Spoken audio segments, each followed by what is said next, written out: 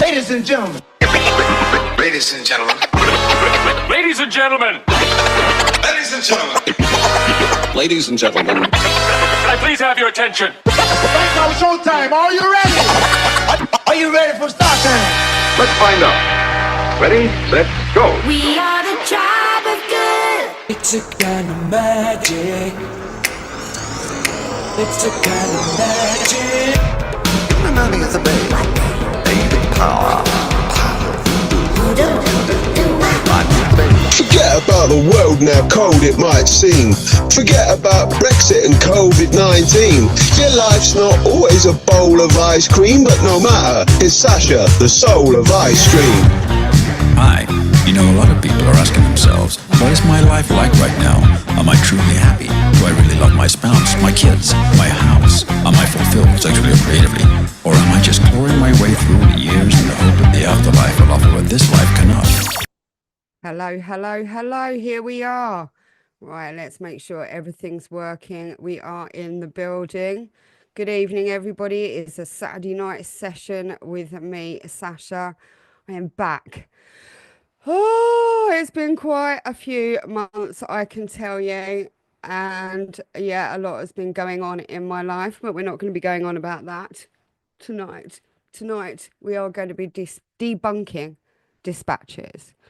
But before we do that, we're just going to kind of get comfortable, make sure everybody's feeling, including me, because it has been quite a while since I have been here. And there has been loads of things going on in my personal life, in this case, all kinds of people saying all kinds of things as per normal. And 3 weeks ago, I put up the original dispatches from 1996, which was the only documentary that was done at the time of this whole Essex saga. And that is what we are here to talk about tonight. But before I start talking about that, we're just going to get comfortable and I'm going to say hi. So how are we all doing? I'm on the hard stuff tonight. The water. It is Saturday night though. I might have a drink later. It might be allowed. Good evening to everybody in the chat room. Good evening, Vivian. How are you? Ice cold. Ice cold. My water is ice cold. Hi. How you doing? Sammy Snell is in the building. Scott Ace MacGyver is in there. And Waxworks is also in there. Now, Waxworks is my other half. And he is also the moderator. So, anybody coming in here looking for a fight? We do not do fighting in this chat room. I do not tolerate bullying, as we all know, and I don't like any untoward behaviour, and there has been an awful lot. Obviously, we are talking about a case which does involve a fair amount of criminality, murders, and things that are really awful, and I don't even like thinking about on the level of how much skullduggery, how much unscrupulous behaviour, and how much bad stuff has been going on. It shouldn't be. We are like nearly 30 years later now. And I genuinely came back into this story due to the Sky Murders documentary. And so I'm going to be talking about how I came back in and all of that after we debunk that, because I don't want to go into all of kind of what's been going on with me over the last couple of years since this Sky Murders documentary got in contact with me. There's been a lot of things said, a lot of people talking to each other, a lot of people getting different ideas, getting the wrong perceptions, saying some really nasty things. It's all really, for me, totally unnecessary, and it's not what I'm up for, and it's not what I came back in for. And that's the honest truth of it. I genuinely came back into this, first of all, just purely on the Sky Murders documentary. I appeared on it. They got in contact with me, and I went and did a day's filming in Racquels and another day's filming interview. None of that pretty much went into the actual documentary. Actually, they only put a minute and a half of me in there, and that was just one line that they asked me to say on WhatsApp, which is all very interesting, but also we're not going to go into the Sky Murders part of this tonight. I genuinely want to go through Dispatches in 1996, Channel 4 documentary, and this was my very, very first ever experience on TV. And I was just 21 years old, and it's mental even looking back at it. It feels like another lifetime. But I was just 21 years old. I thought I was pretty big and clever, as we kind of all do at that age, no more than anybody else. But a lot had gone down in Basildon town, and none of it we had expected in any way whatsoever. And when I mean we, I'm talking about us youngsters. So obviously the people that I was hanging around with at the time are between 18 to 25, most of them. So this is my generation. I was 21 at the time, and I was 21 when I was working in Racquels. I was already a raver, and I'm not just a barmaid, and I've not just walked into this for a bit of promo or for a bit of attention or for a bit of money. You know, it's always nice to make some actual money. You know, time is money. But that's never been my intention of coming back in.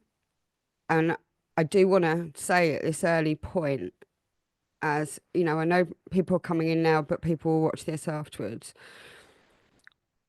It's always been a particular bugbear with me regarding the whole situation of what happened with the Ecstasy story. And this is such a big part of this story.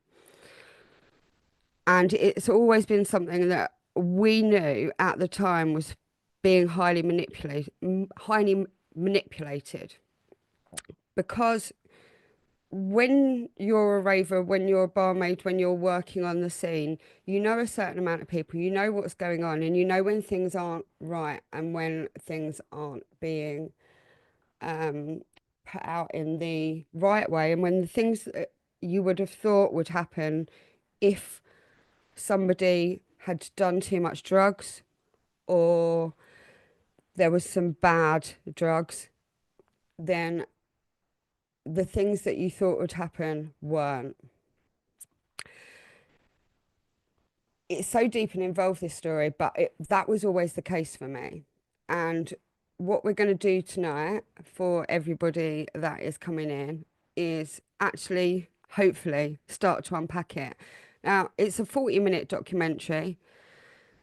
I'm going to stop and start it, and I'm going to look at all your comments, try and answer as many comments, and try and slowly but surely unpack what's truth, what's obviously lies, and what we know now, and where we're at 30 years later.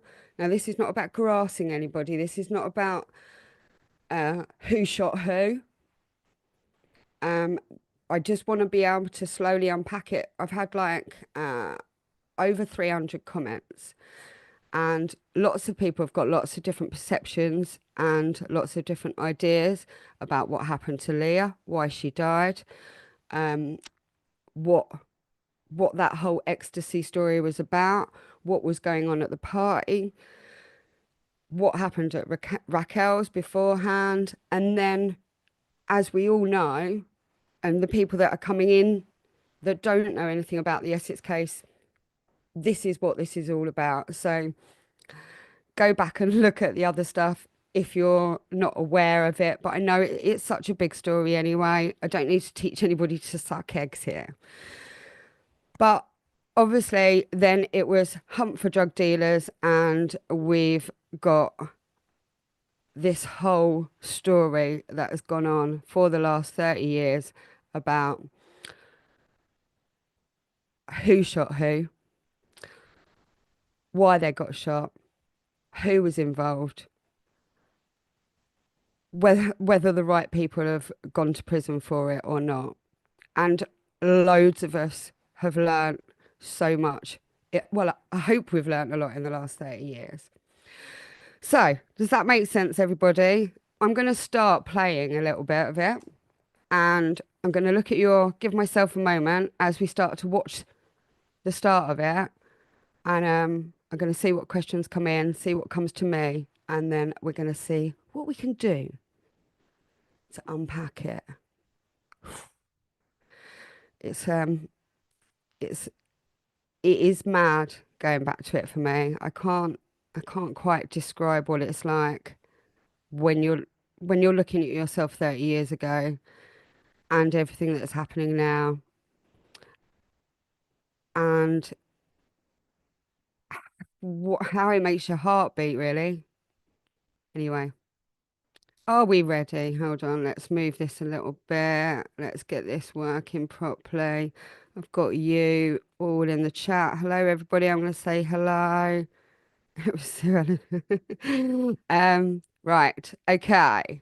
So, taking you back, I'm going to set the scene. So this was filmed in early 1996. It went out exactly, and I will tell you exactly. It went out, dispatches. It went out in 1997. But it was filmed in 1996. So off we go. 18-year-old Leah Betts with what was to prove a fatal dose of ecstasy, and who has still to answer for it? Dispatches investigates.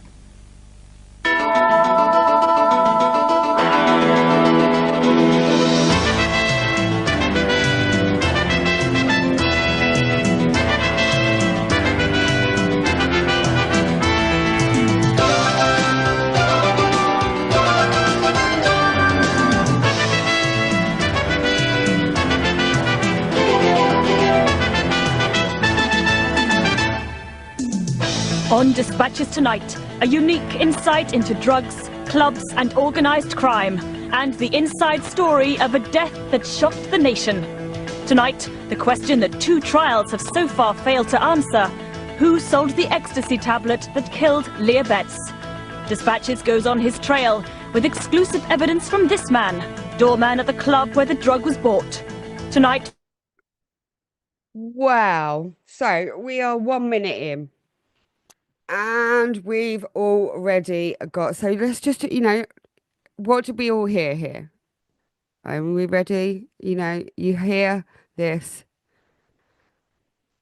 The drug that killed, whoa. It's not easy to do this. Let me see if I can do this.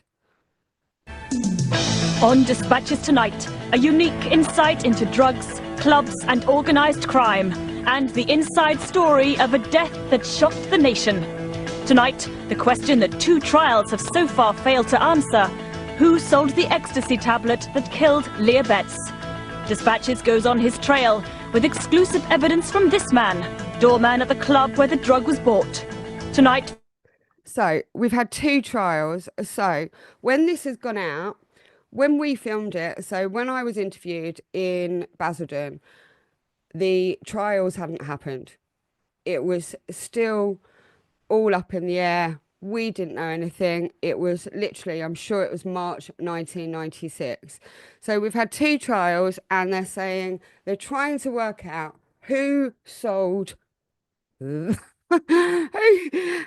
sold the ecstasy. So, well, nobody asked us, and we all know who sold the apple pills, don't we? Let me know. Do you know in the chat room? For Dispatches, reporter Alex Thompson explores the criminal underworld of Essex, revealing the links between one notorious gang and those who guarded the door. That's Dispatches on a national... Now, that picture, just before we go any further, that picture of the doorman, Tony, and Pat, isn't it? Not Craig. That is what that doorman looked like every week. I just want to put that out there, and I would like everybody to study that picture and tell me what you see on that picture. Concern, ecstasy, intimidation, and every parent's worst nightmare in The Firm.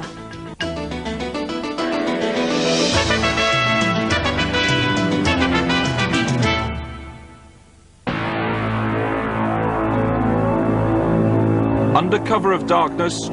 Yes, so so I'm not grassing anybody here, and Gina has hit the nail on the head as to who is now well known and recognised as the person that was dealing in Racquels, and that we see that he pops up in a minute.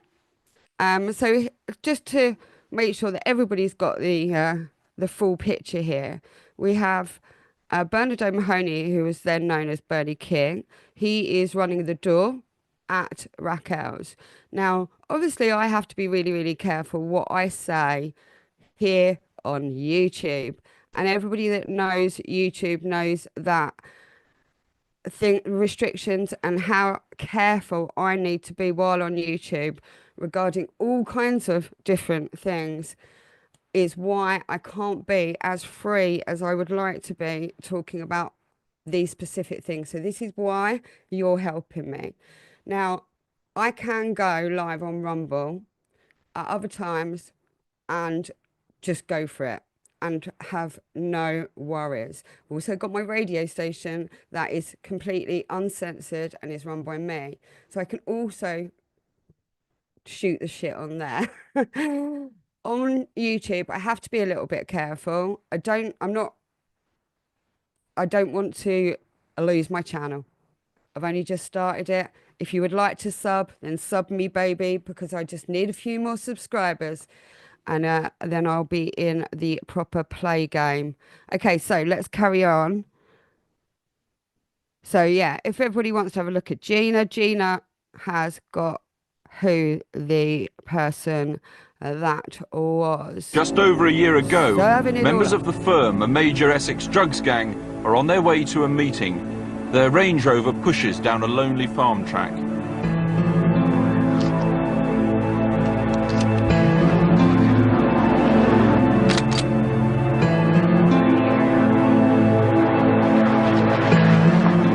Seconds later, all three men were dead, blasted in the head from a pump-action shotgun at point-blank range. Craig Roll. I would just like to put it out there. Obviously, people that do know this case, I'll try to stop saying obviously, but people that do know this case, there are a lot of problems with the timings, especially the timings, and it always strikes me that I'm very surprised that none of them moved more, because it does take a certain amount of time to pump, if that makes sense. But anyway, I'm just going to put that out there. Age 26, the driver, killed so fast his hands were still on the wheel, one foot firmly on the brake. Slumped in the back, Pat Tate, 37, a violent man, a bodybuilder, shot in the stomach and head. In front, Tony Tucker, 38, a prominent member of... I do think that Tony is looking absolutely annihilated there. It's not the best picture.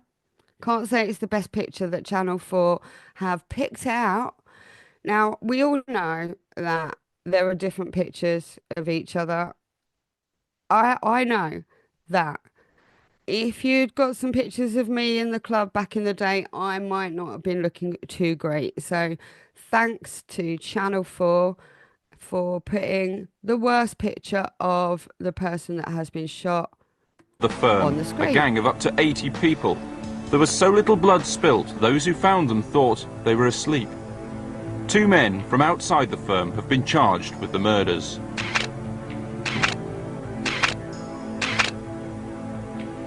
As the police went to work, news ran through the underworld. The astonishment of gangsters matched that of detectives. The murder itself sent a message throughout the country.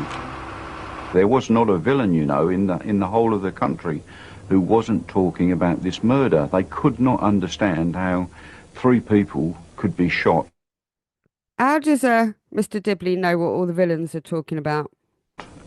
Together with the reputation that they had. This man knows all about that reputation and the violence which surrounded the firm. Incoming. The star of the last 30 years. Here it is. Can't believe what happened to him, really. I was quite upset about it, because they were my friends after all. For the first time on television, Bernard O'Mahony will describe life inside the firm and how it links to the death of a teenager that shocked the nation. In doing so, he's breaking the criminal's code of silence at great personal risk. I know things went wrong, but they're still human, and I still had feelings for them, and it's just tragic. Now, can I just say, if you think that he's telling the truth and there's a lot of compassion there, put a 1 in the chat room. If you think that is a bit of a load of baloney, put number 2. If you're not sure, number 3. Miles away, a family was also facing tragedy in the national spotlight. It's coming up to 12 minutes past 7. An Essex teenager is in a coma after taking a... Leah Betts from Latchington near Malden collapsed at her 18th birthday party after taking a... Just 3 weeks before the murders, Leah Betts had died after swallowing a tablet of pure ecstasy. So, we need to get our facts straight. Leah did not die immediately from taking a tab. What was a tab? A pill of ecstasy. That is not what happened. So tonight, nobody has overcome the fear of the firm to show how Leah Betts was as much a victim of them as a victim of ecstasy. Leah's parents embarked on a national campaign against drug dealing. Right, first of all, facts. On Friday, 3rd November, I was raided by Essex police on a Friday night before Racquels. Fortunately, nothing was found. The weekend after, I went back to work at Racquels on that Friday night. At the end of that Friday night, I got an apple pill from the dealer, main dealer in Racquels, as I did at the end of every Friday night. It was my tip. I took an apple home with me on that Friday night. That was the 10th. The night after is the 11th of the 11th, 1995. This is the date of Leah Betts' 18th birthday party. However, it is not her birthday. And her birthday was the 1st of November. So her birthday is the 1st of November. This party is 11 days afterwards on the 11th of the 11th, 1995. It is said that she took the pill, and her friend Sarah says that she took the pill at 7 p.m. at the start of the party, and that by the time her mate had got there at 7. She'd already said, "I've already dropped." Okay, so for everybody that knows anything about ecstasy, if there are any ravers in the house, then you know that it takes half an hour to come up. So I had one of these apples on Friday night. Leah Betts had one of these apples on Saturday night, and shitloads of other people in Essex and shitloads of other people around the country had these apples that weekend on that night. I had exactly the same batch, exactly the same hand, exactly the same. Okay. And so she said apparently she took a pill at 7 p.m. There's 30 odd kids, 18-year-olds at the party. It's an 18th birthday party. It's at her father, Leah Betts' father, Paul Betts, ex-Met police officer. He's been retired early due to medical grounds 3 years earlier. This lady here, this lady is stepmother Janet Betts. Leah Betts' mother, his first wife, Dorothy Betts, died of a heart attack at 46 years old, 3 years prior to Leah Betts' death. So, one pill's been taken at 7 p.m. 7:30, she's coming up like a rocket. I can tell and confirm that these were strong, they were great, they were good, they were proper. You didn't need more than one, and they were actually also tested as being very, very pure, which made them very, very good in our world, in our rave world. That's how it rolled. It's also been said that this wasn't the first time she had taken ecstasy. And so here we are, the 11th of November is her party. You just saw 12th of November and you heard the BBC, girl is in coma, all right? So get your heads round. This is Sunday, and this is the News of the World and the BBC on Sunday, the day after, saying girl is in a coma due to taking an ecstasy tablet, because of course it's the ecstasy tablet, isn't it? She's taken the ecstasy tablet at 7:30. It's at 12 o'clock that she's apparently dropped into a coma, and her legs went. She started trying to be sick. She's standing over the basin, and then she's in a coma. So, let's carry on. I've got anger, hate, and I've got love. I've got love for my daughter. I've got anger for the people with the drugs, and I hate this bastard that supplied them. So there's so many dead people connected to this story. Good evening, Brian Rolfe. How are you doing? So here we are, and we have just watched Mr. Paul Betts and his wife, stepmother to Leah, and then, oh look, husband, the barman's brought me a drink. Cheers, everyone.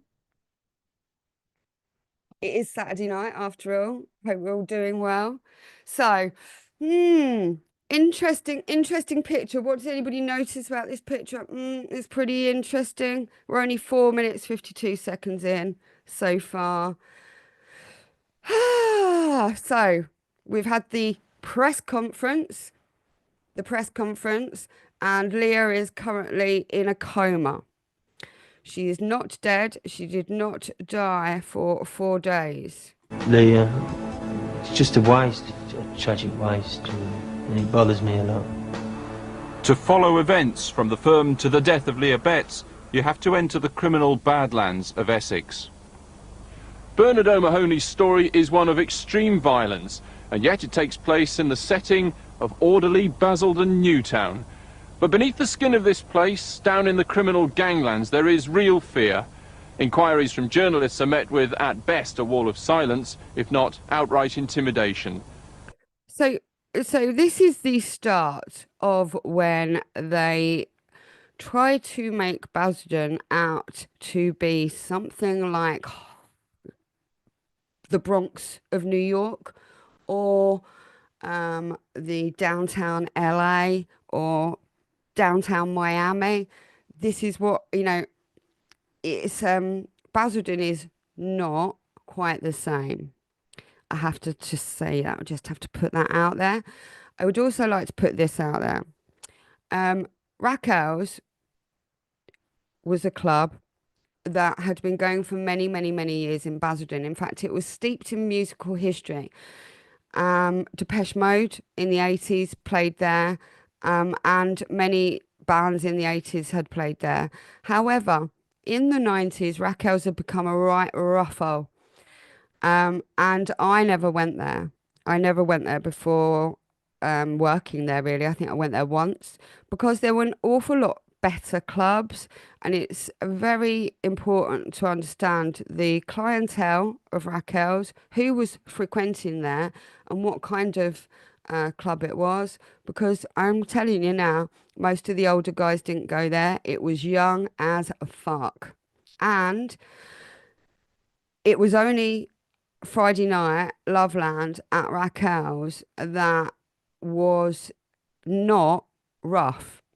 And what I mean by that is Racquels was known for fighting. It was known for violence. It did attract violence, and it was much more had been, you know, kind of get pissed in Market Town Square and have a bust up, go and lair off to the Larry Dorman, and we can all have a fight and everybody go home and feel, don't know, great. I know, you tell me, lads. And the penalties here for grassing on criminals are swift and violent. The firm built its reputation around the explosive temper and drug-induced rages of Pat Tate. Tate was a violent man by nature. He also used drugs to a large extent. He used steroids in a big way to actually assist his bodybuilding and work in the gymnasium. When he walked into the door, he in fact filled the doorway, and so quite an intimidating character just by his physical presence. I tell you what, old Dibley, he doesn't look like he could catch COVID in the Wuhan lab, and I don't think any criminals be even slightly scared of him at all. So I don't think he's going to be catching anybody or dealing with anybody in the criminal network, do you? A presence honed by eating steroids in abundance and working out fanatically at the Academy gym near Southend. The manager recalls Tate, Tucker and Rolfe as regulars. They were gentlemen here, basically. I mean, outside, yes, they had a reputation. I suppose people were probably wary of them, but they were nice people in here, to me anyway. Tucker enjoyed a cherished That's a much nicer picture status of Tony, symbol, isn't it? being chief minder to a major boxer. Enter stage left, Nigel Benn. He accompanied the former super middleweight champion Nigel Benn to the ring and to public appearances. Large and menacing. So apparently that is Vinnie King in the middle. Can we confirm that? Bent Dibley. So one of this particular documentary, Brian, all right. So I think it was all of our first TV appearance, wasn't it? Look how far we've all come. His house, £250,000 worth of bungalow on the eastern fringes of London. Naturally, Tucker was a cash buyer.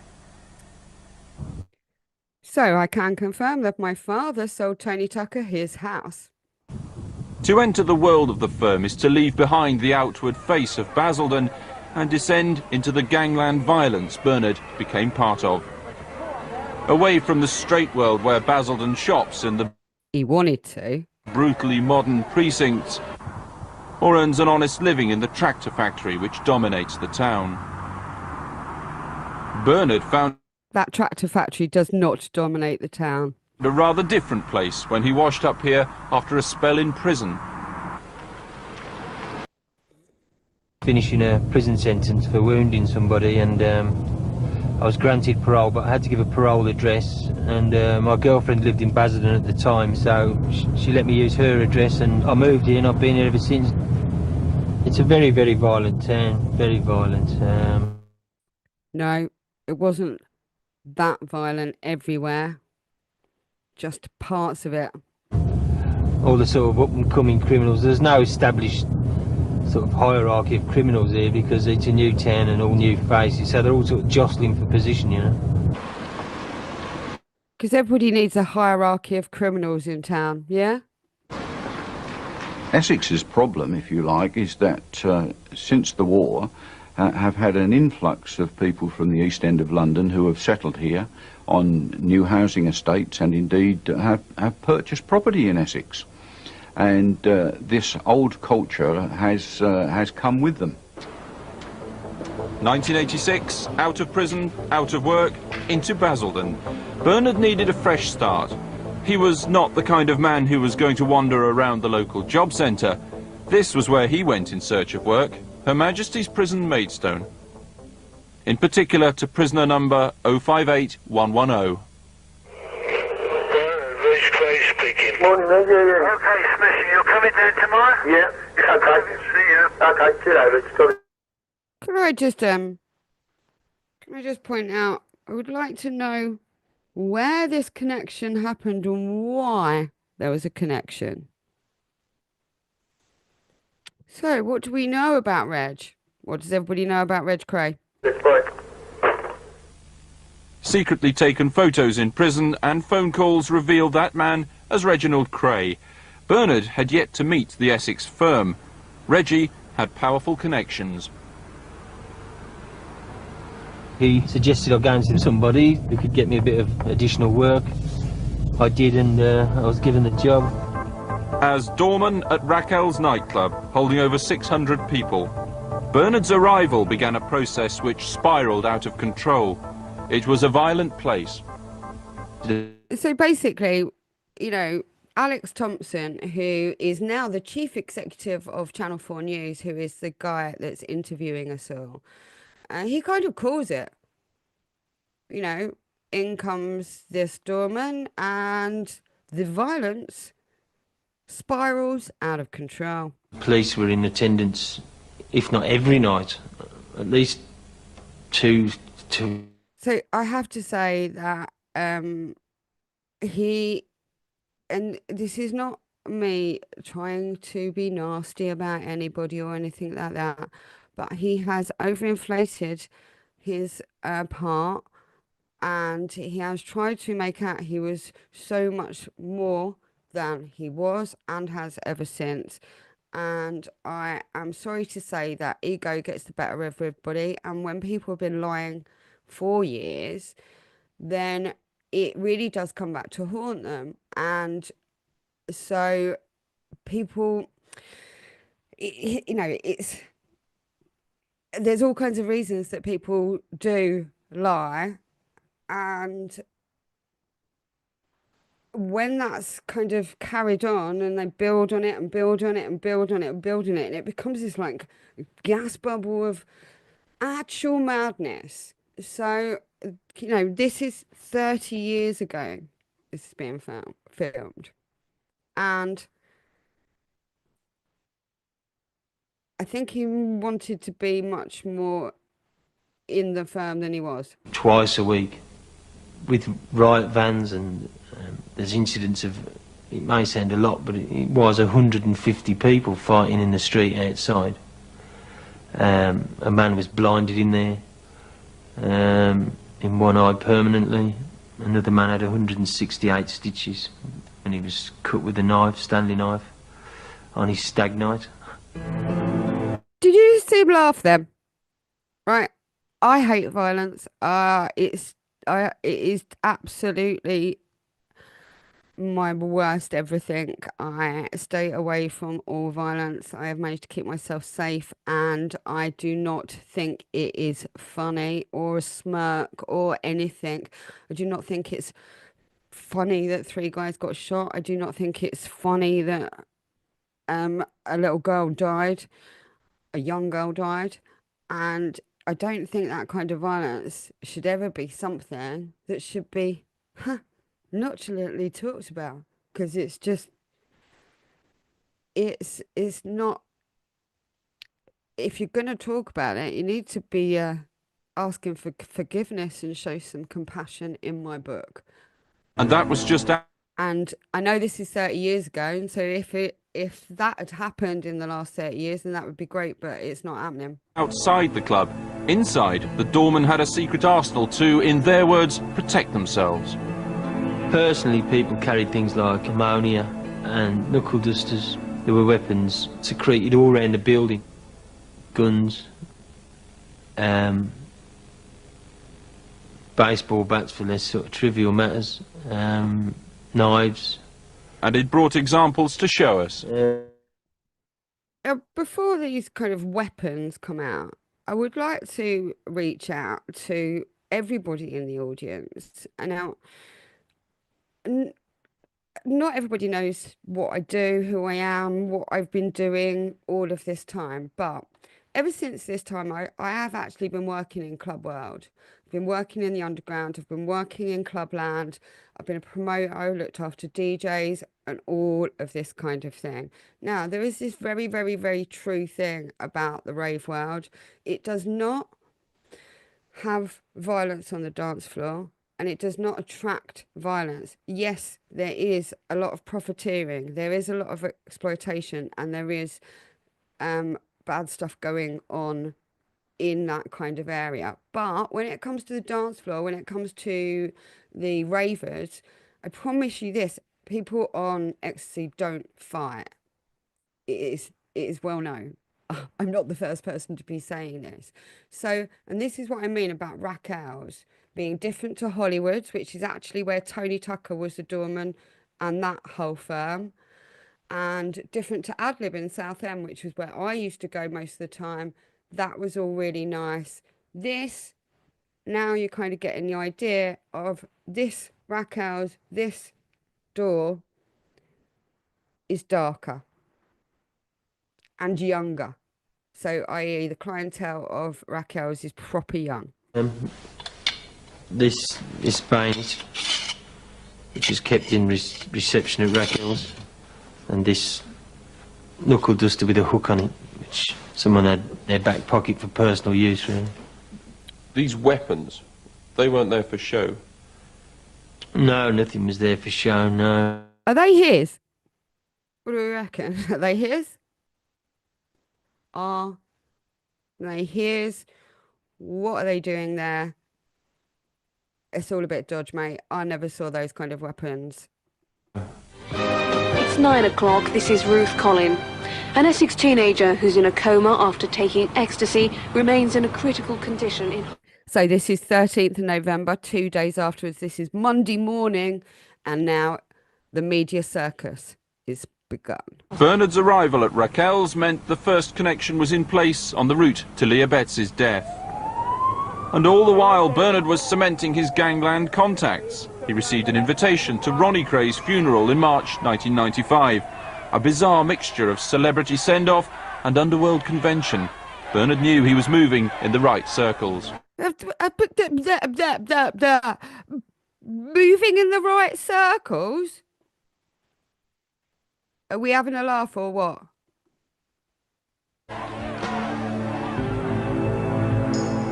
Back in Basildon, many suffered at the hands of Bernard and his mates on the door. Few were willing to recount their experience in public. But Barry Chart, a fellow bouncer at Racquels, recalls a difference of opinion with Bernard. I was just totally smashed to pieces. Like, it was, my head was right out here. My front teeth were all kicked out. My wrist was broken in various places. Cracked ribs and that. You know, I was in quite an awful state. I was in such an awful state, my daughter couldn't even look at me for about 2 weeks. Now that's serious trauma for his daughter. It's like, how is this being allowed to happen? Years on, he still can't lift heavy objects, and every time the false teeth come out, there's a reminder of Bernard's violence, yet not a word about pressing charges. They wanted me to prosecute and that, but it's just something that you just don't do, you know? It's something that it's like a code. Well, hang on, you've been badly beaten, you've been scarred for life, and yet you say it's something you just don't do? Well, I mean, you got a family to protect and things like that, you know, you just don't do those sort of things, you know. When the police called him in, he saw they knew all about Bernard O'Mahony, or Bernard King as he was then known. There was a file there and it had like a big bad Bernie King on it. So obviously they knew what he was like or whatever. But the violence was becoming a problem. Bernard needed heavier doormen from out of town to control the situation at Racquels. One Sunday night he came here to the Epping Country Club. It was his passport to the firm for the first. So is that picture at Epping Forest Country Club? Because it wouldn't surprise me. Now, Epping Forest Country Club was a whole different kettle of fish. So that was a great club. A great club. The Jungle. And the other side, I always used to go to the Jungle because it was where the house was. And Epping Forest Country Club was kind of your upmarket club. And that's where the Essex gangsters and the East End gangsters went. So everybody, loads of people have gone, did you see Tony and Pat and Craig at Racquels? Mate, they were too old for Racquels. First time he met its key members. Some in the firm already had a large empire, controlling doors at clubs across the region. Club UK in Ipswich, Hollywood's in Romford, Club Art in Southend and... So these are the clubs that are run by the firm. Club UK in South London, the doors lucrative and legitimate. So anybody in the chat room go to Club UK? Did anybody in the chat room go to Club UK? Because, oh my God, what a fucking club that was. These 1995, even though all of this happened in 1995 was my actual year of pure ecstatic raving for England, for Essex. London, Essex clubbing. I was all about it. That was what 1995 was all about for me. I progressed around the rest of the country after that, but 95 was London, Essex clubbing. But what the firm really wanted was not legitimate. Because controlling the doors at clubs can mean running the drug sales inside, where the real money can be made. No shit, Sherlock.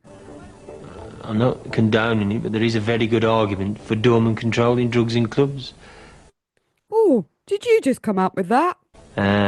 If there is no control, you'll get people in clubs selling youngsters aspirin. Anybody ever been sold an aspirin? I haven't. Nah, I've never been sold an aspirin. I don't think most of us aren't that stupid. And anybody selling aspirin's not going to make much money, are they? They're granny's heart pills. There'll be confrontation amongst the dealers, violence amongst the dealers. So we all need him to come and help us, look after it all. And God knows what. You're saying that doormen in Britain's nightclubs are in effect trading standards officers for the illegal selling of... Trading standards officers for the illegal sellings of drugs. So it's quite interesting. They talk about like clubs and pubs and drugs as if they just suddenly appeared in 1995. Has anybody seen Quadrophenia? Drugs? Yes. Across Britain? Across Europe. Bernard and Tony Tucker went into partnership, controlling the door of Racquels. The second connection was set up on the pathway leading... So, is this actually the truth? do we think that Tony and Bernie were in partnership? If you think yes, let me know. And other people can tell me what else you think. I do not think that this partnership. Now, one of the things people do need to kind of understand about this kind of network of dealing is when it comes, it's actually quite rare for anybody to have everything cleaned up. You know, like, oh, I've got everything, I'm supplying everything, and I've got the whole town and the whole county cleaned up. Yes, there was a lot of big stuff going on, but it's quite rare to actually be the only have one supply. It kind of doesn't work like that.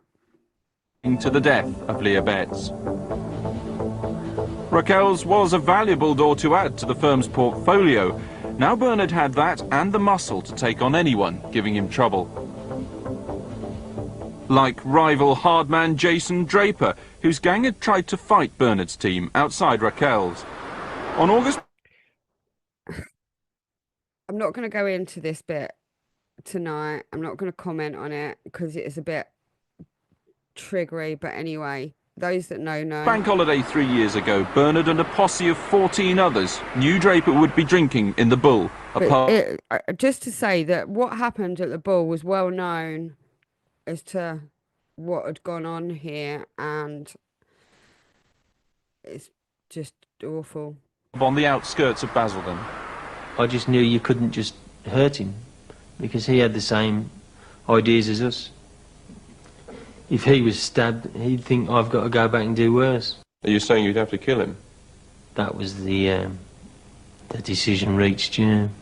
And it was agreed on Bank Holiday Monday I'd go to this pub with other people. How's he getting away with it? So I believe his handler is stage left, maybe. He would be temporarily blinded with it. Cleaning fluid, industrial cleaning fluid, squirted with it, pushed through the doors, beaten, then left on the pavement, and he'd be shot. The fact that the Bull was packed with a bank holiday crowd of families made no difference. The gang piled in, spotted Draper, and went to work regardless. Jason was at the bar with his friends. He was squirted with fluid and attacked with batons, knuckle dusters and a machete. He was hit a couple of times with the koshes and a couple of times with the machete.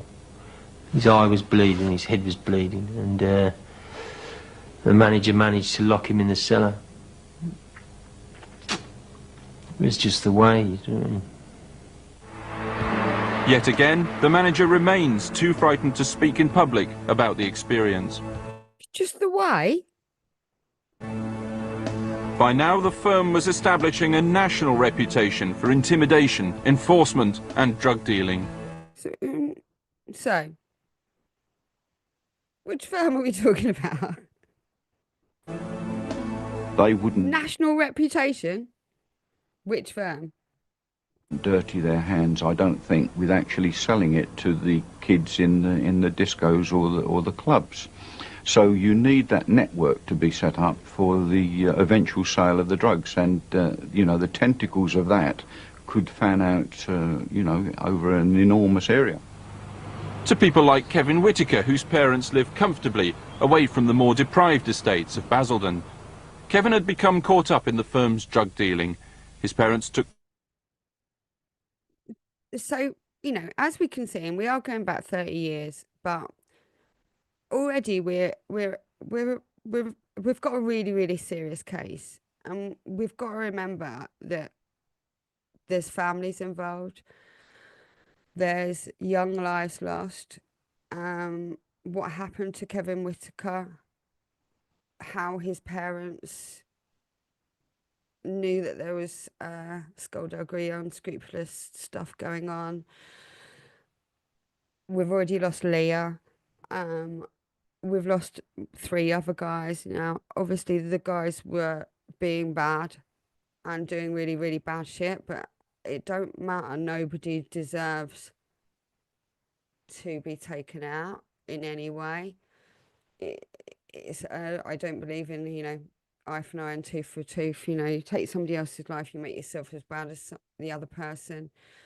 I don't condone violence. I don't meet violence with violence. So I am a truly super empathic person that feels other people's feelings, feels very strongly when things are not right. I'm very psychic.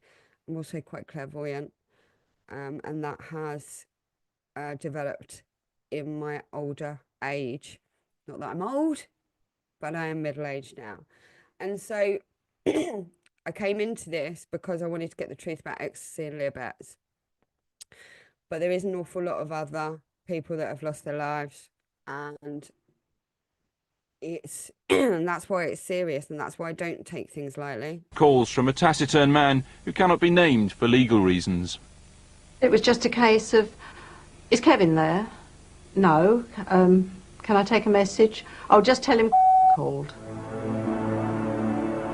Bernard was told that one day 2 members of the firm picked Whitaker up. He owed them money and they were angry. Kevin Whitaker was in serious trouble. They headed out of town. In the car, the firm threatened to give him a forcible overdose of drugs. It went from a threat to actually giving him drugs. How? He was injected 3 times in his right arm. How could he know that? Do you know what he was being injected with? Special K, which is a veterinary drug, and cocaine. They reached an industrial estate on the edge of Basildon.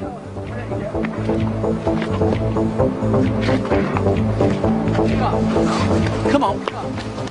Come on, get up. Come on, get up. But he couldn't get up, because Kevin Whitaker was dead. The firm had claimed another life.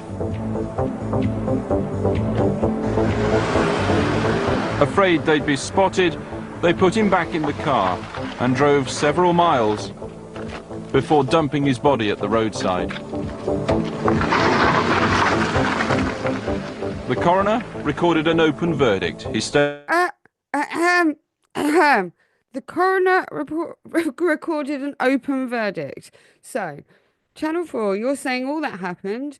The Mr. King, the woman, says in fine detail what happened to him. But the coroner has recorded an open verdict. Essex police got anything to say? Nah. There was a series of relatively fresh injection marks over the right elbow, with some older marks to the right forearm, consistent with non-therapeutic injection. His parents were horrified. They have never felt it was the suicide of a drug addict, as some suggested. He didn't like needles. We were told initially that there were 3 marks in his right arm. I said, well, he's right-handed, so he wouldn't have done that. If he was going to do something, it would be in his left arm. Well, the verdict was an open verdict the coroner gave, but I felt it should have been a murder verdict. But I was just flabbergasted, really, at the verdict, open verdict. Essex police say the file's open, but they've no firm evidence that Kevin Whitaker was murdered. Essex police, literally, like, how much evidence do you need? It's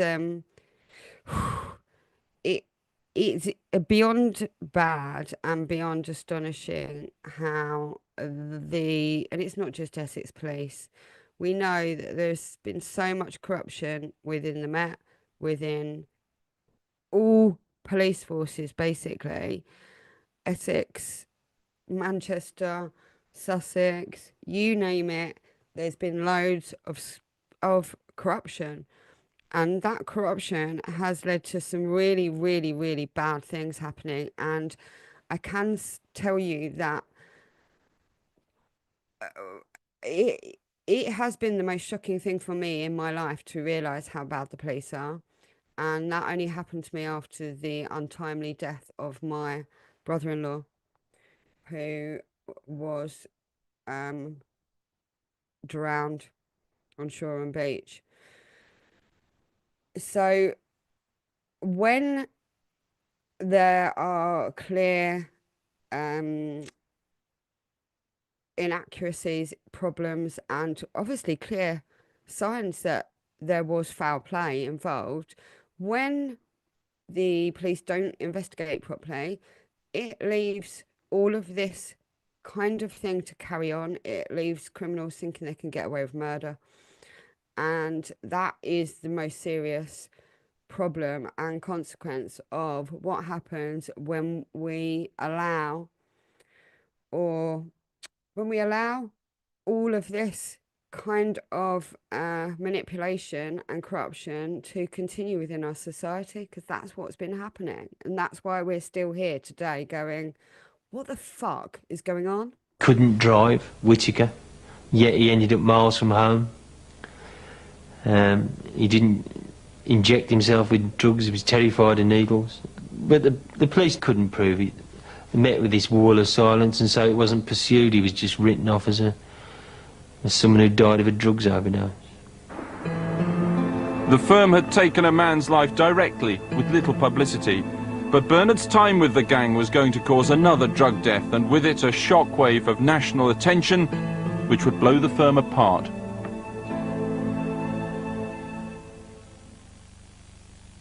Adverts. We don't need to listen to the advert. I'll turn the advert down for a minute. At times we try for. So you know we're 20 minutes in. We've got another 20 minutes. And they're about to launch into the media circus that commenced when Leah died. 1994, and by now the firm had a national reputation for drugs and general enforcement. There were frequent business trips outside Essex. Some members passed 3 industrious days in Bristol, dealing with a man who owed money. They began their visit by plunging the man's house into darkness. Anybody that is investigating this case, I would suggest you be taking notes because there is a lot of things that we can delve even deeper into.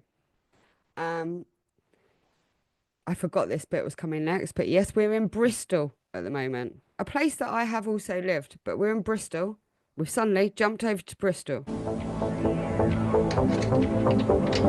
When John came home, switched on the light, nothing happened. Went into the living room, it was in total darkness. He just thought the bulbs had gone, but he was jumped upon, trussed up with rope, put into a car, taken to a, can only be described as a cellar really, on an industrial unit. He was kept there for 3 days. He was beaten whilst blindfolded. He was blindfolded throughout. His fingers were broken with pliers and generally tortured. Back in Basildon. Wow. Knows a lot about that as well, doesn't he? It's just like, don't want to take any statements maybe at the police station of this kind of, no, I'm just going to talk about it on Channel 4. Racquels was becoming... And here we are at Racquels. So, yes, it always looked this shit. Look at the state of it. So, Racquels, actual hole. Excuse me. So, the multi-storey car park was over here. And we used to park around here. And they used to take people down this alleyway to beat them up. I didn't know about that at the time, but you know, that was more on a Saturday night. Saturday night was for fighting. Friday night, we were all on some high notes and raving and misbehaving. One of the most popular venues in the area. Its Friday rave nights are remembered with much affection by some. It was brilliant. It was the best thing that ever happened to Basildon. I mean, comparative to the clubs that were around. That's the end. So that's my best friend, Kelly. Who lived with me at the time in Craylan's estate in Basildon. And that's me, my first TV appearance. It was basically the reason that we went on it. I was 21 years old, like, yeah, I'll be on TV. Anything for young people. There obviously was drugs going on in there, but they couldn't stamp it out, and if they saw anybody in there, they'd chuck them out, so... But they wouldn't call the police? No, but if you called the police for everybody with one pill, then you could have the police down there every week. You just knew it was all... So I just want to say that back then, even though I was 21 years old, I wasn't stupid, and I wasn't about to start getting myself into trouble, getting anyone else into trouble. And so, of course, I just wanted to go on telly, get a little bit of, you know, I was 21 years old. That's what it was all about. Obviously, I was a bit worried. I was like, don't say anything about anybody, really. And they're interviewing you, so you have to say a little bit. So, you know, I played dumb, but I wasn't actually dumb, because if I was actually dumb, then I would have just told everybody everything and got myself in trouble. Happening because you could see everything, you'd see people doing things, dealing, doing little bits of deals, and this, that and the other. It was just obvious that, you know, what was happening in there. But I mean, everybody knew what was going on, so it wasn't just hidden. The leaders of the firm moved in quickly to control this trade. You know, I were then approached by a local man, Mark Murray, who said he'd been supplying drugs to the raves in Southend. He was well known locally as a drug dealer. Could he have exclusive rights to sell the drugs in Racquels, for which he would pay a percentage of his earnings? It doesn't work like that. It works the other way round. So reverse it. They enlist somebody to do it. You don't just walk up the street going, can I do that in the club? So and he agreed that it would be all right. The stage was set. Who's being bleeped out? Anybody in the chat room can tell me? If you like. Mark Murray had another perfect marketplace sorted. Mid-30s, designer clothes, showy and brash. So, as I was saying earlier, and those that have been tuned in since the start, so it's well known that Mark was the dealer at Racquels, but what everybody needs to remember is that wasn't, as far as I'm concerned, and I know like there's loads of different perceptions, but that's not the worst thing in the world. In the grand scheme of criminality, you know, in the grand scheme of criminality, supplying some thrills to the ravers and is not the worst. Yes, I know it's legal, but I'm just, you know, explaining as to the fact of when it comes to taking guys into lockups and shooting people and bashing them with knuckle dusters and all of this kind of thing, as far as I'm concerned, this is much worse.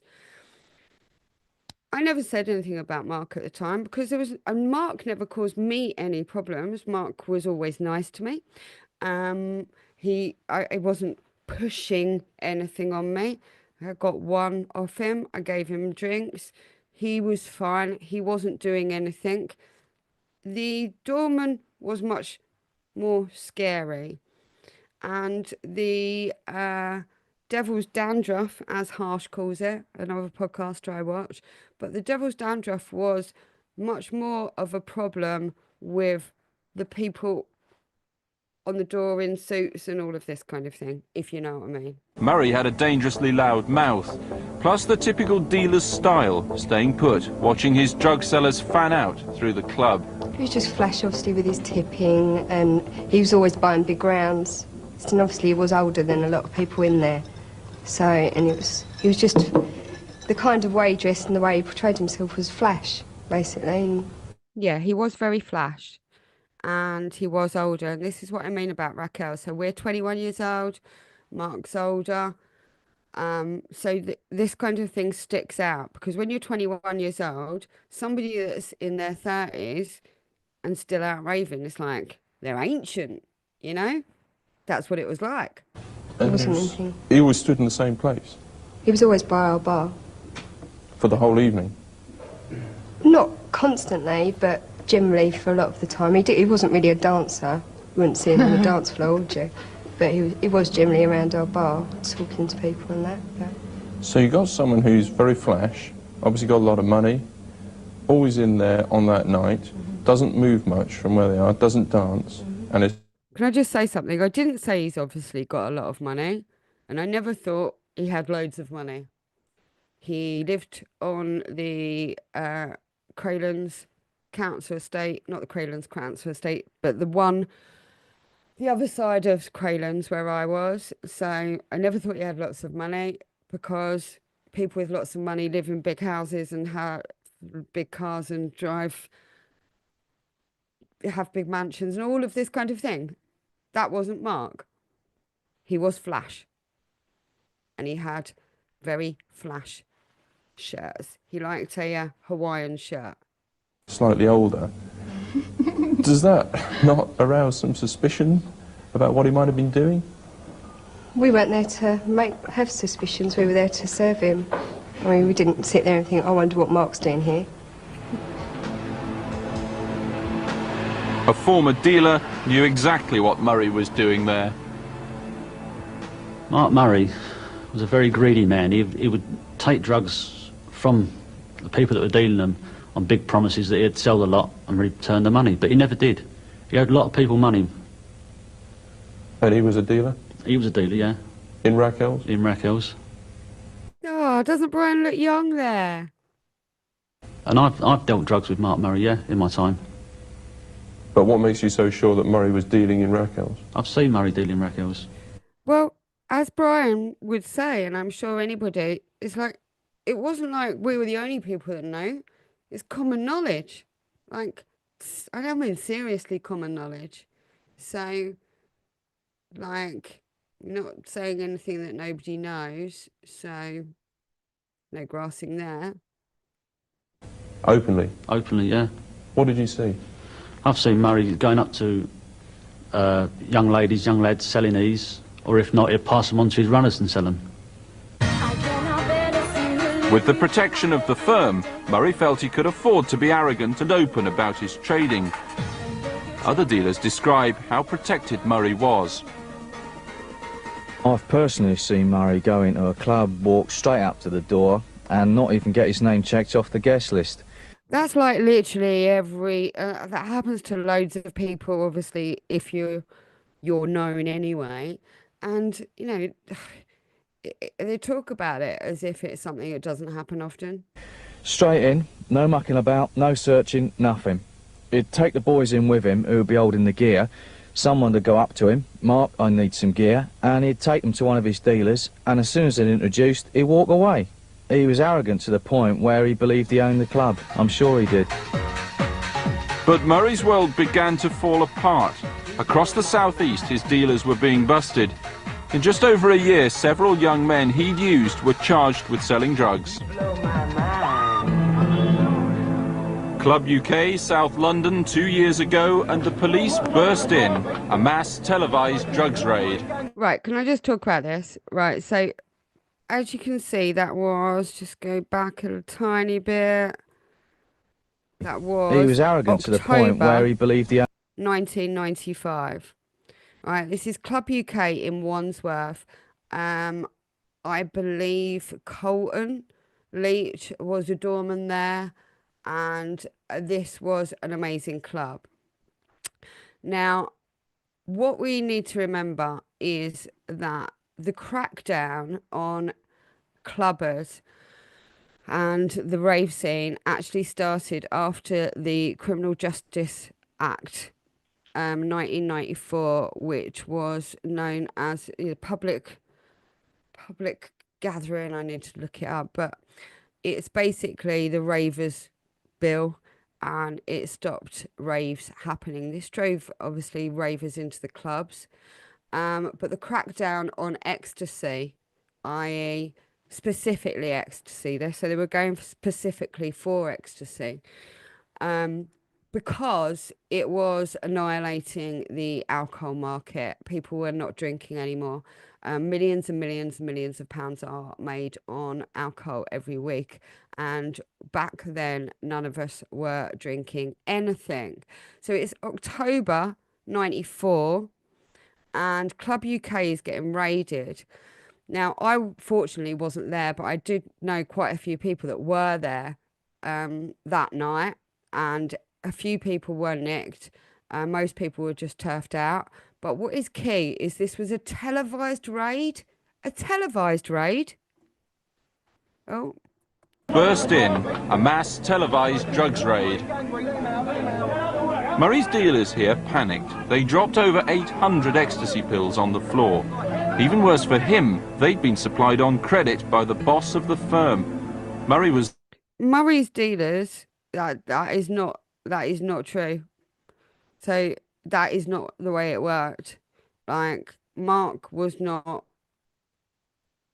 putting people in Club UK. That is not the way it worked. That is not true. I am completely debunking that right now. In a mess even he couldn't talk his way out of. He faced a choice of disappearing or meeting the firm. He went to see them. Bernard says the firm forced Murray to sell its pills to repay the debt. The tablets, called apples, were pure ecstasy. So they're trying to make out that, first of all, pure ecstasy is bad, so it's not. And I'm not saying that, like, I'm not condoning, obviously I'm on YouTube and everything, I'm not condoning, but what I'm saying is the understanding of the education of, you can't just say no, but also understanding that pure means uncontaminated, which is preferable to anything that was contaminated. And these apples, of course, were the ones which led to the death of Leah Betts. Yes. No, this is not... So, key points, obviously, is to the fact of, finally, it came out that it was nothing to do with the ecstasy, but they said that she drank loads of water, and that's why she dropped into a coma. I'm going to come to this a little bit further on. It's going to end up going 2 hours, isn't it? But it's very important to understand how much water you can actually consume. And we're going to think about this, because what they said is 7 litres. Yeah. And you are categorically sure that Murray was selling those, and selling those in Racquels? I know for a fact he was, yeah. How? So yes, this is true.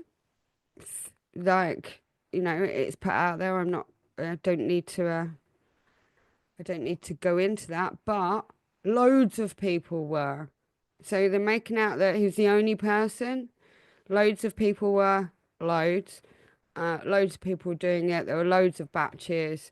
It's not just this one little batch. Do you know for a fact? Because he was complaining bitterly about having to buy them off to pay off this debt. He didn't want them, for the simple reason they were strong. If a person took one... That's absolute nonsense. That would be the worst supplier ever. They wouldn't go back to Murray that night, because they would last all night, whereas the weak ones he used to sell, people would probably have to buy 4 off him in an evening to reach that elusive high, you know.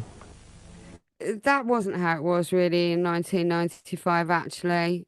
And, you know, yes, you could say, oh, give them crack ones and they'll keep going back for more. But really in 1995, it wasn't like that. And actually, if you've got good thrills, you're just going to be doing better. It's like any supply and demand scenario. And so if you get known as selling bad stuff, nobody's going to buy anything from you. To repay his debt, and with many of his sellers arrested, he had to deal himself on the floor of Racquels. 12 miles away in her home village, Leah Betts was preparing to celebrate her 18th birthday with an ecstasy tablet. The Leah Betts tragedy began on Saturday night when Leah's brother called out to her parents that their 18-year-old daughter had collapsed at their home in Latchington near Malden. With Leah Betts in a coma, the media swung into overdrive. For once, the parents of a drug victim wanted publicity. The photo of Leah on a life support machine was released. She became overnight a national symbol of parents' concern about drugs. This was a very convenient national symbol. The flyer of Leah in a coma was being handed out at Racquels the week after, so she had not been dead for 24 hours, and that particular picture was printed onto a flyer and being handed out at the door of Racquels and a number of other clubs.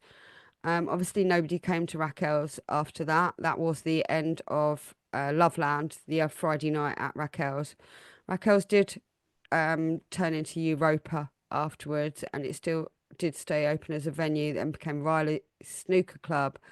But the actual kind of Racquels brand and everything died with Leah, basically. The effect on Racquels was immediate and final. It was dead, totally dead. There was television cameras outside, police outside, people handing out the pictures of Leah Betts in a coma, and obviously that wasn't the environment for people to come in. They didn't want to come and have police searching them, police looking at them. They didn't want their mums particularly seeing them walking into clubs, maybe. Tim Gillett has joined me in the studio. Tim. David, bad news. The 18-year-old Latchington teenager, Leah Betts, has died at Broomfield Hospital. Leah's parents have told a news conference at the hospital. She told me that she had taken it before, 3 times before. This was the 4th occasion. She told me that it had been dubs she'd taken before, and this was an apple. She told me she'd even taken a joint. And we subsequently found out... Fuck off, was he ever a police officer? She'd even taken... afterwards that she'd even tried speed. Now, it comes home a little bit hard because you think that your daughter is pure and clean, and there wasn't any telltale signs up until then. If anybody knows anything about narcissism, pure and clean is a very interesting way, and I don't mean interesting in the nicest way, is to describe your daughter who has recently died at the age of 18, just after 18. For the firm, Leah's death was catastrophic. The public scrutiny was intense. They were under suspicion. One of those being questioned was Mark Murray. To take the heat off, the firm tried to get Stephen Packman, a friend of Leah Betts, to admit to the crime. When he was questioned by police, the firm put him in the national spotlight. Bernard, wearing a concealed tape recorder for the News of the World, met Packman at a filling station. Right, this is a full setup, and it is awful that the mates of Leah, who have already had to deal with the worst absolute possible nightmare that has happened, are them being hauled into court. It is an absolute tragedy that the police only pulled these into court and nobody else. I think it's absolutely shocking. It's still happening today, as in the kids get blamed for what the older people are doing. A photographer was hidden close by. So it's well lit, some video, plenty of people there, just so he'd feel safe and we'd feel safe. Because I thought there was a possibility we'd be set up as well, you know. Well, you could have been set up. Yeah, because been a lot of allegations made about the doorman that week. He showed us where they'd stood for the press photographer. So you came over in position here on the edge of the garage forecourt. Now, what was it that Packman said that so convinced you the man who sold the ecstasy tablets was Mark Murray? He was describing him to be about mid-30s, collar length, straggly hair. Right, can we, we just have to get our head around the fact that he didn't need to go and ask Steve if that was who it was. You know, it's just ridiculous. Now, obviously, Mark had a lot of runners. So there's all kinds of people running and supplying and all of this kind of thing. So it was absolutely ridiculous that that this whole kind of play of setup is even being done around Stephen as if he wouldn't know what was going on. Yeah. Wearing a blue shot jacket, bomber style jacket, but it was more where he described where he was standing. You know, he said he was at the top of the stairs at the top bar, which is where Mark Murray always stood. So I was convinced it was Mark Murray. I know it was Mark Murray. So you're in a very illuminated area. You're under video surveillance from the garage forecourt. Where was the press photographer? In the van over there, concealed. The newspaper got its pictures of the innocent packman. Suspicion was deflected from the firm. The photos and tapes became central to the prosecution case during last week's trial. Packman was acquitted. To this day, he has never identified Mark Murray. When Murray dealt at the club during the Friday night raves, he lived here in Basildon's maze-like Summercoats estate. But Murray's now fled to Spain, from where we secretly taped him, protesting his innocence. And this other thing about how I've been already, I've been taken in already, said I'm a drug dealer and this, that and the other. I've never been arrested for anything in my life. A convicted drug dealer, he said in the paper. What's all this? So at the moment, you're saying to clear my name, but at the moment, there's nothing wrong with my name. If there was anything wrong with my name, there'd be a warrant out for my arrest, surely. See, the thing is, I've never met this fucking packman. So this is what I'm figuring. Has the fella been threatened? I'm not going to criminally say because I've done nothing. There's people I know, you know what I mean, that are, how can we say, dangerous people. Is it those dangerous people who are keeping Murray abroad? I'm not coming back to England for a moment. In a statement last week, Essex police said... So, obviously we know this is, and the bottom line is, you know, whatever anybody thinks, I don't think Mark was a convicted drug dealer, so nobody should have been putting that in the paper. And the way things are being always pushed upon the dealers and how this is being used to divert from actually what's going on. Mark Murray was arrested during the course of the inquiry. There was insufficient evidence to charge him and no fresh evidence to lead to further arrests. As far as this investigation is concerned, this is as far as we can go. Immediately after Leah Betts' death, Bernard claims the police did not question all the door staff, who were obviously a key group of suspects. So, I think this is key to point out. None of us were interviewed in any way. So even though everything was supposed to have happened at Racquels, or there was possible, you know, dealing going on, or all of this, and I'm being interviewed by dispatchers, after it had happened, none of the staff were spoken to. Nobody.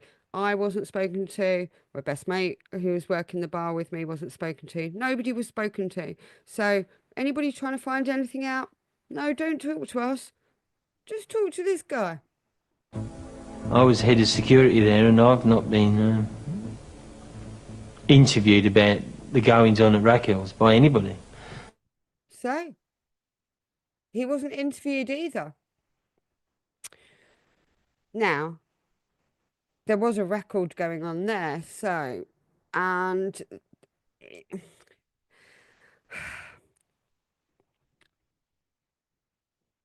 it's quite astonishing, isn't it? So apparently all of this is going on.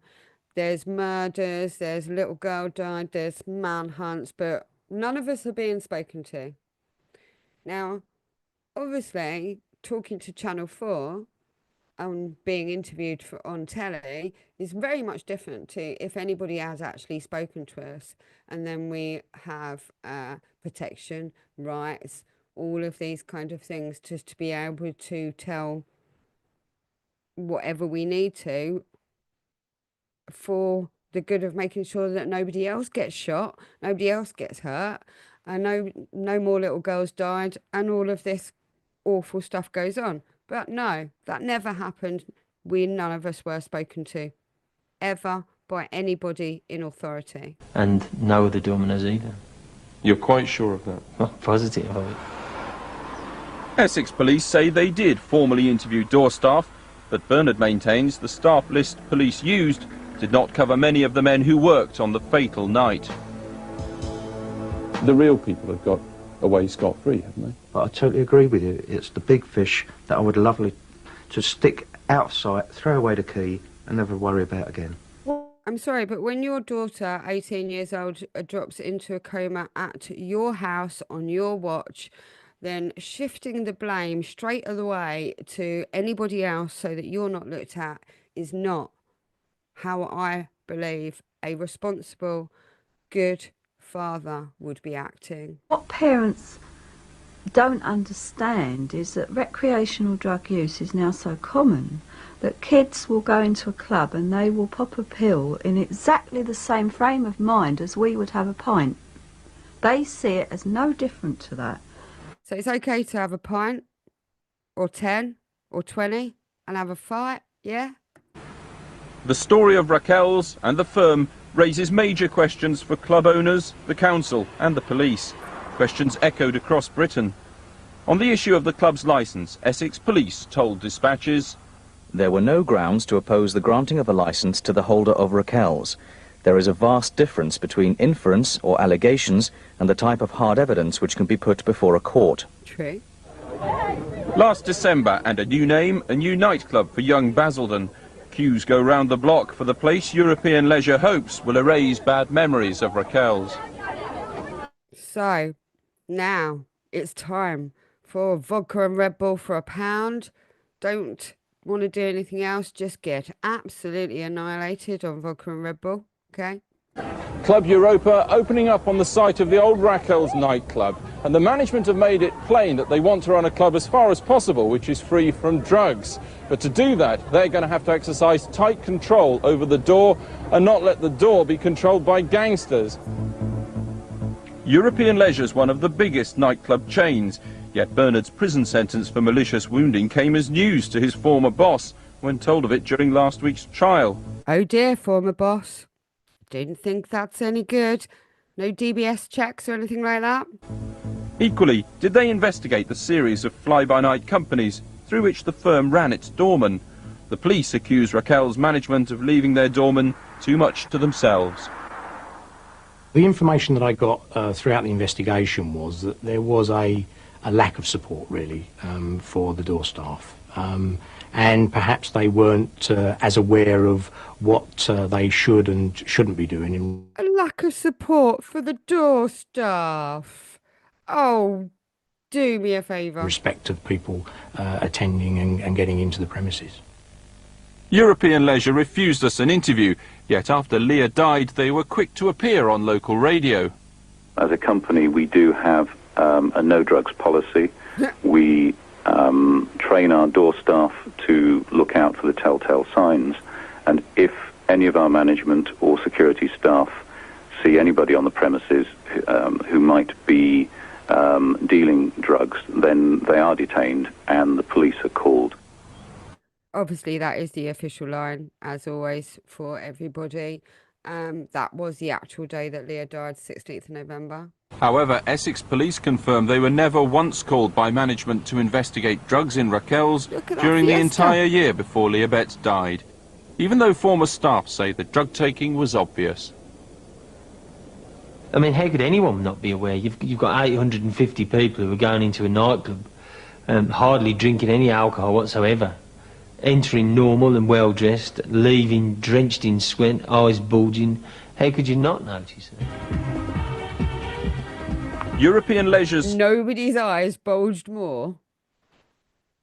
Supposedly drugs-free new club is equipped with a chill-out area. That suggests they acknowledge that punters may bring drugs into the club or take them beforehand. If there's a chill-out area, there must be all kinds of drugs in there. Several agencies bear responsibility for the drugs problem at Racquels. Well, I like the legs shot. Did you check that one out? Channel 4, little leg shot. Just up the skirt there. Dispatches decided to pay Bernard for his time in making this film. Does he feel Oh, that's nice for him. They didn't pay me. any responsibility for Leah Betts' death? After all, he ran the door. He knew what was happening, the other side of it. You admit you were turning a blind eye to what Mark Murray was doing. Yes. People watching this will say that makes you at least guilty in part to the operation which led to the death of Leah Betts. No. I am being honest and open. And I want everyone to know about it, so it doesn't happen again. The fact is, you're a criminal, you're a violent thug, and you're a liar. Why should anyone believe what you're saying? They've just got to listen to what I've got to say. And I've got no motives for other than telling the truth. And people in authority will know I'm telling the truth. Whether they do anything about it is a matter for them. And time will tell I'm telling the truth. Time will tell, people.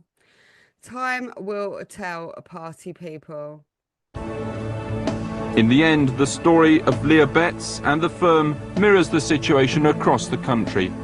People make pledges about drug-free clubs, but gangs will always be ready to exploit any weakness in Basildon, just as other gangs are doing tonight at clubs across Britain. Oh, wow. So that is it.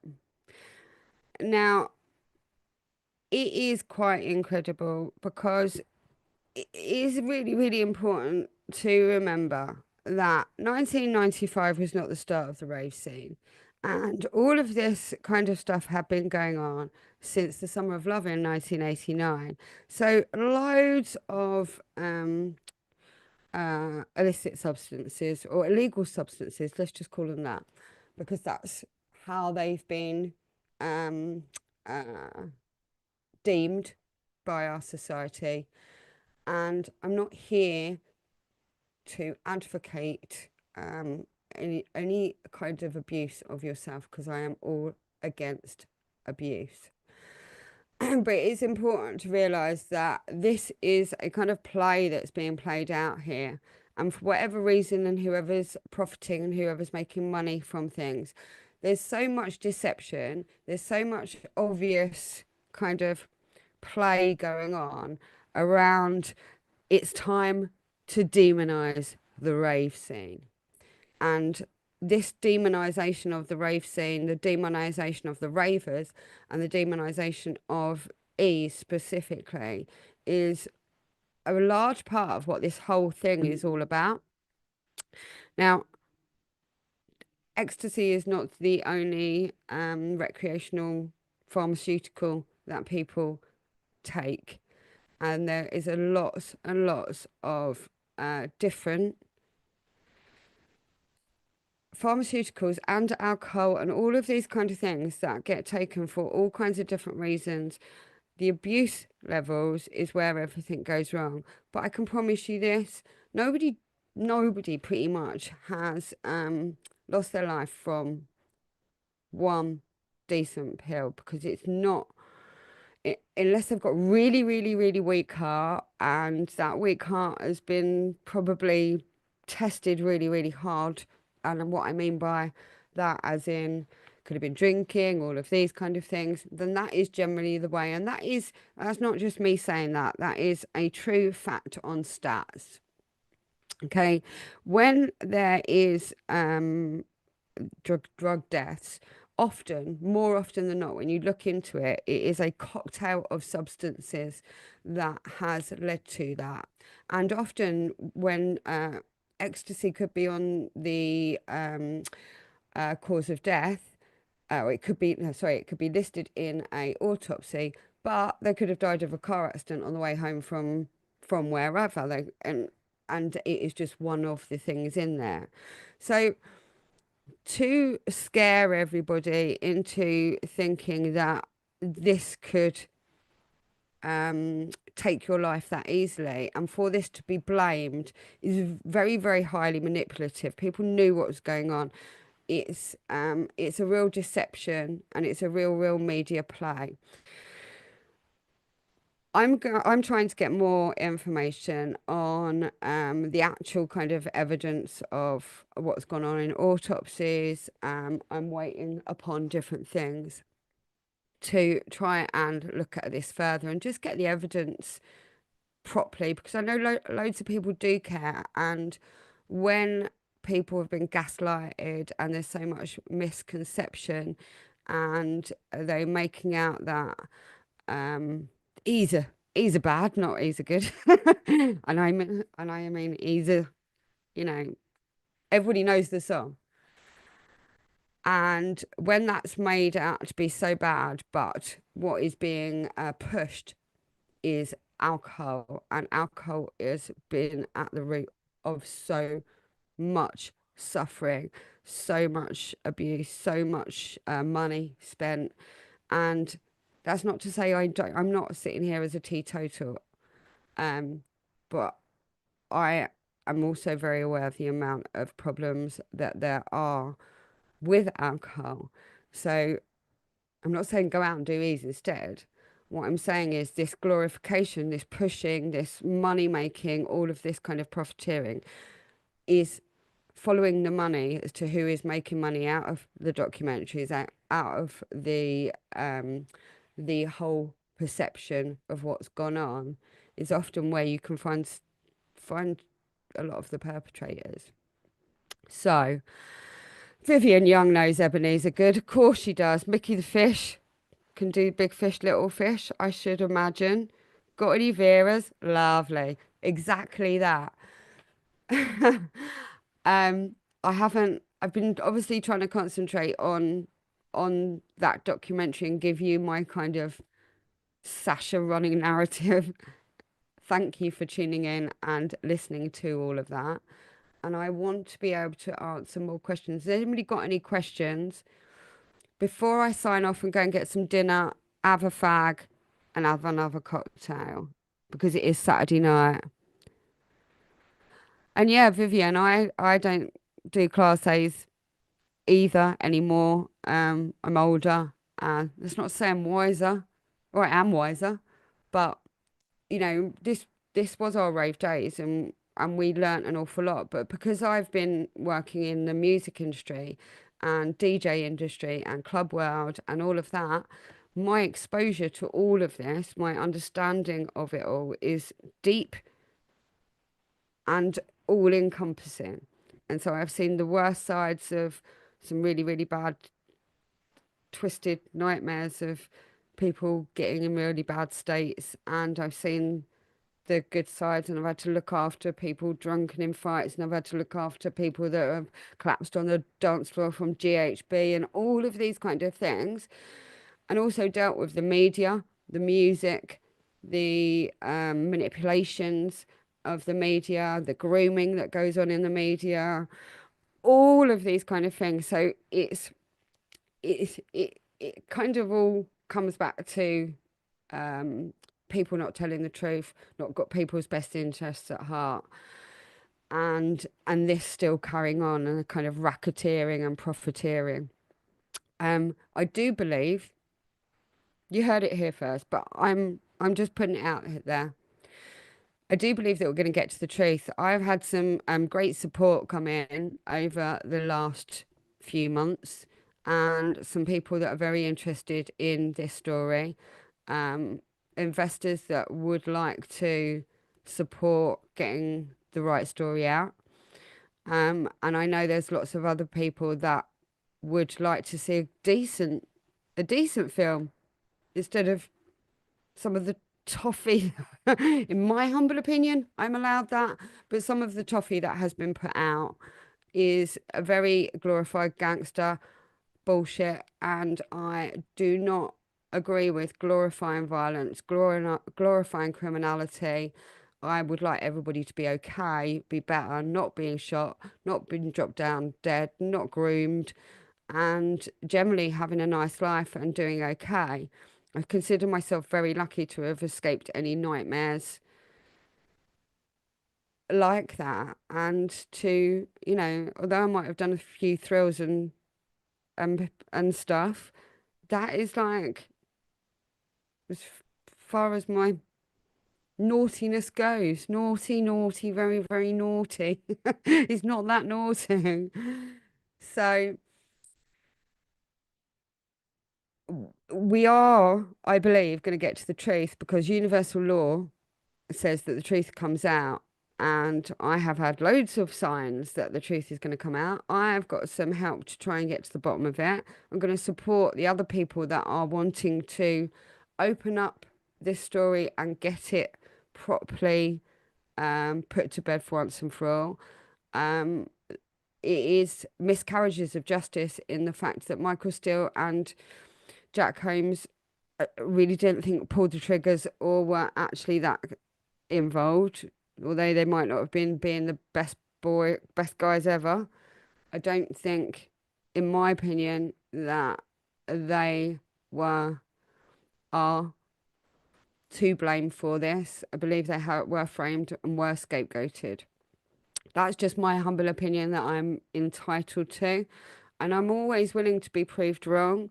All I ever want is open debate, not the kind of fighting, attack, some of the kind of really, really quite nasty things that have been said about me by some certain people, which has been really quite shocking and unnecessary. And so hopefully people can, pull back and have a little bit of a think about what they're saying and how these things can affect people, and make sure that we're being honest, open, transparent, and not engaging in bullying, manipulative tactics, triggering things. Unfortunately, something really horrible was said about myself, my husband, his brother's death, his mother, and that was really quite untoward. And so, and that was just a couple of weeks after my dad had died. So yeah, I was just astounded. For those who know what I'm talking about, you know. If you don't, well, it will all come out in the end. I have a group called Essex Boys and Girls The Truth 1995. If you would like to come and join the group on Facebook, go and join it. I will answer more of your questions afterwards in comments when I've got more time, and hope that has helped a little bit more to try and work, to try and debunk these kind of myths and the lies that have been put out. And this is not like blaming Channel 4, it's not blaming Alex Thompson, it's not blaming the producers. Lots of people are being used in different ways. There is one star of that episode, and Cyril seems to be, well, put himself as the star, and seems to still be kind of wanting to be that person, and apparently has 6 books coming out, which is quite astonishing. But we will see. We can all put books out, and which ones we want to read, which podcasts we want to watch, the ones we want to put our time into, is up to us. So, people can write books, do podcasts, talk shit all day. It depends on what we want to listen to and what we don't. And that's where we all have the choice of the on-off button. And rather than like trying to shut people up or discredit people, let them get on with it. I kind of, just talking about the truth, not in a defamatory way or attacking way, and us just all trying to bring as much truth and light to the table is what I'm here to do. And I hope that's okay. And I thank you very, very much for staying tuned in for nearly 2 hours. And if you haven't subbed, please do sub. You can always throw me some super love. You can always ask me some questions in the comments and I will come back to them. I'm pretty good at that. And I'm just having a quick look at any little questions in the chat room that I can ask. Bet you get an email from you know who. Look, you know, that's not my documentary. I'm just commenting when people do things in the public. So if somebody wants to come and go, here's Sasha's podcast, she's saying this, blah, blah, blah, blah, blah. They are more than welcome to debate. And I'm more than happy to talk to people normally in open forums. What I don't like, obviously, is getting emails with threats, because that's not the way we should be dealing with each other. And so anybody that wants to talk to me about this without getting nasty and getting threatening and trying to put me in a state and a position of not feeling like I can talk freely and openly, then we need to be looking at why they're doing that, because I'm not attacking anybody. I'm not here to just, you know, to upset anybody. But when people put themselves out in the public forum, we have the absolute right to go, oh, is that right? Or is that not? Is that truth? Is that not? Could there be another alternative? We all have the right to be able to do that, and that's all I want to be able to do. And we all know that there is lots of deception here, and there's been lots of bullying, especially to girls and to anybody that gets near the truth. So let's stop that. And I mean that. I'm not bullying Bernie, like, this is not about having fights or discrediting or defamation, war of words and emails and all of this kind of thing. It's not. Anybody wants to talk to me nicely, I'll talk normally, openly, like adults. Not all day long, because I can't afford it, but you know what I'm saying. So please don't anybody take this in the wrong way. I'm not here to cause any more aggro for myself or anybody else. I just am here for the love and the light of what's going on, and because somehow I ended up being a barmaid at Racquels, and then the last 30 years happened, and here we are today. So we'll see what pans out. I'll carry on this conversation. Don't you worry, I am back now. I can tell you also, excitingly, that I'm going to be having a very new studio soon. So I'm going to be updating. Bit of investment from some helpful people, and a bit of support goes a long way. It is one of the reasons why when I first came in, I tried to get a little bit of support so that I could get legal help and videographer and proper podcast studio, so that we could do this properly. You can't do that for nothing. And what many people are like, oh, you just want to make money. It's like, no, I just want to do things properly, and I can't do that for nothing. Nobody can do that for nothing. I'm a self-employed businesswoman. I've been broadcasting for 15 years. I have been self-employed for 18 years. And so my time is money. And to do things properly, it takes money. Otherwise, you're going to do it on spit and sawdust and it don't work and nobody wants to listen to you and all of that. So that's enough of me. Thank you to everybody. Quick shout out to everybody. Reese, Holly, Stephen Bunn, Vivian. Squidgy Nuisance to AI. What a great name. Dazzler. Bobby Dazzler's in there. Melanie. Murdoch's rag paper. She says, yeah, Murdoch, big problem. Media moguls, big problem. Andy Goodtube. He went to Racquels in the early days. Oh, mate, I'm jealous. I would have liked to have gone when Depeche Mode was there. Scott Ace, Mickey the Fish, Massimo, and everybody. I love you all. Thank you for locking in. We will get there in the end. Honestly, hold the faith. Hold the faith, and we will make it to the light in the end. Big love. Adios. And I'll see you very soon.